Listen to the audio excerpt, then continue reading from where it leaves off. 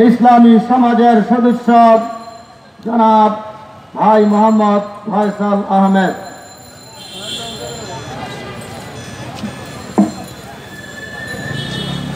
আসসালামু আলাইকুম ওয়া রাহমাতুল্লাহি ওয়া বারাকাতুহু। আউযু বিল্লাহি মিনাশ শাইতানির রাজীম। বিসমিল্লাহির রহমানির রহিম। প্রশংসা একমাত্র সার্বভৌম ক্ষমতার মালিক আল্লাহর জন্য।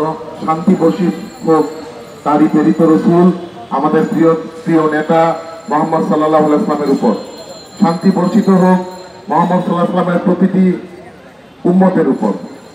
প্রিয় উপস্থিতি, আজকের এই প্রেস ক্লাবে আমাদের বিষয় হচ্ছে আল কোরআন সংবিধান বিরোধী থেকে মুক্তির উপায়, বাঁচার উপায়। আমার অল্প সময়ে আমি অল্পভাবেই কথাগুলো বলতে চাই। আল্লাহ বলেছেন, তোমরা যখন কোনো সমস্যায় পড়বে তখন তোমরা আল্লাহ রসুলের দিকে ফিরে এসো। এখন আল্লাহ রসুলের দিকে যদি আমরা ফিরে আসি তাহলে আমরা বাঁচতে পারবো। বর্তমান জামানায় কোরআন বিরোধী সংবিধান থেকে বাঁচার উপায়, এই দিক নির্দেশনা দেওয়ার একমাত্র মাধ্যম হচ্ছে ইসলামী সমাজের সম্মানিত আমির হযরত সৈয়দ হুমায়ুন কবির।